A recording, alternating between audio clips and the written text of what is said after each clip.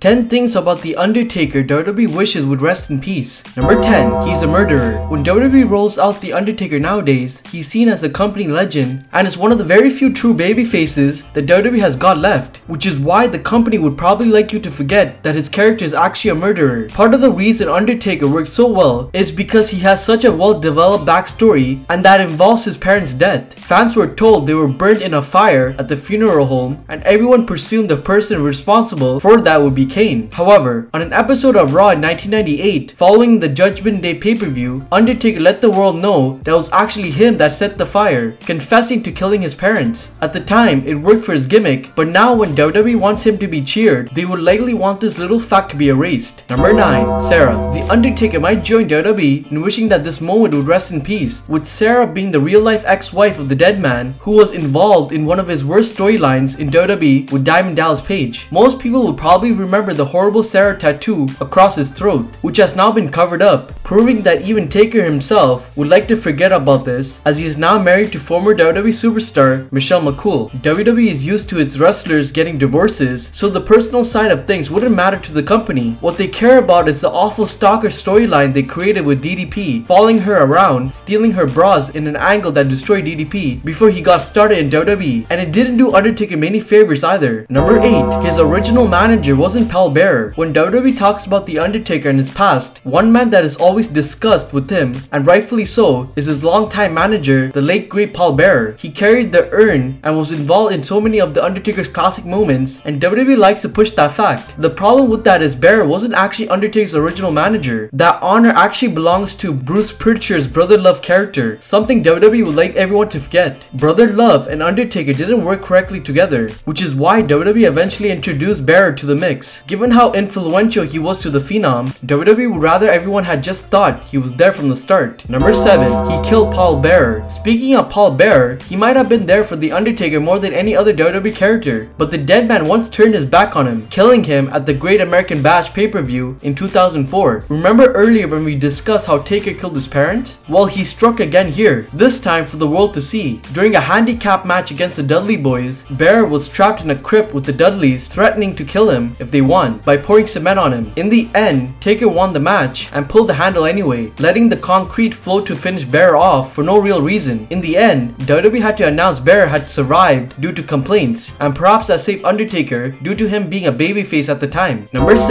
He was defeated by jobbers. Very few people have beaten The Undertaker clean during his career, and when they do, those people are usually top main event talents such as Triple H, Stone Cold Steve Austin, or Brock Lesnar. Well, you can add the Great Khali and Vladimir Kozlov to that list. If you remember anything about either of those men, you'll know that neither man was very good in the ring, and both ended up being major jobbers in the company. But during their early run, they were presented as monsters. How do you present them as monsters? You have them pin The Undertaker clean in the middle of the ring. While it's great that The Undertaker is willing to put people over, WWE would likely want you to forget all about those losses, as it only makes a dead man look poor. Number 5. Hanging Big Boss Man. So about The Undertaker murdering people thing we keep talking about, well, we're going to discuss it again here, as it is clearly a keen pastime of his, and something that WWE loves having him do, despite the fact that he spent a large portion of his career as a babyface. During the finish of his WrestleMania 15 Hell in a Cell match with Big Boss Man, The Undertaker actually hung Boss Man from the roof of the cell in a very gruesome looking visual that's not for the faint-hearted. It was bizarre at the time, and given WWE's current PG status, the company would likely rather everyone forget that this moment ever happened. Number 4. His love of UFC. While Vince McMahon would like to hammer home the message that the UFC isn't competition for WWE, as fans, we all know that it is. Many people have gone to watch Dana White's product, with the likes of CM Punk and Brock Lesnar even going on to fight for the company. WWE knows it's a major threat, which is probably why it doesn't want everyone to know that many of its biggest stars are huge fans and often attend events, with one of those people being The Undertaker. The dead man even confronted Brock Lesnar at one event in a video clip that went viral, not only showing Taker in a more human fashion, but showing him as a major UFC fan, something the company would rather keep a secret. Number 3. His work shoot promo. When you think about shoot promos, most people now leap to CM Punk's infamous pipe bomb moment, but even though he was shooting, it suited his character. However, when The Undertaker did it, it really took people by surprise who weren't used to that from him. Everyone knows Taker is a true company man and stayed loyal to WWE during the Monday Night Wars, but he was clearly frustrated about how he was repaid for that loyalty during the time, and he let the world know. He hit the ring and called out Vince McMahon for giving him a short title run because he didn't want someone like him as a champion, and even took a shot at Shawn Michaels by claiming he never lost a smile. It was a bizarre moment that WWE will bury away forever, only for hardcore fans to dig up and talk about. Number 2. His health. When The Undertaker appeared at the Greatest Royal Rumble, Michael Cole put over the fact he looked the best he ever was, and that is just simply untrue. While the dead man is looking healthier than he has recently, his health is a big issue. Ever since the streak ended at the hands of Brock Lesnar, the health of the dead man has been a major concern, especially for fans. Looking sluggish and slow in the ring, it is clear he is in pain, something he even talked about on the WrestleMania 33 episode of WWE 24. The Undertaker collapsed following his SummerSlam 2015 match with the Beast, and it's obvious he is a step behind what he used to be. While this is natural given his age, WWE would like everyone to turn a blind eye to that, with the company pretending he looks the same as ever, which sadly is not true. Number 1. Many of his WrestleMania matches are poor. The Undertaker's WrestleMania streak is legendary. Anyone who knows anything about wrestling is aware of his impressive run of wins he puts together on the grandest stage of them all, until Brock Lesnar shocked the whole world at WrestleMania 30, handing him the first defeat on the show. WWE promotes the streak as a major thing, which they should do, and the company often talks about the classic matches with Shawn Michaels, Batista, or Edge. But what WWE would like you to forget is the fact that many of his WrestleMania matches are very poor. When you have 26 WrestleMania matches to your name, it is expected that some of them wouldn't be great, but his bouts against the likes of Giant Gonzalez, Bray Wyatt, and even the streak-ending Lesnar match aren't great at all, something WWE wishes wasn't the case.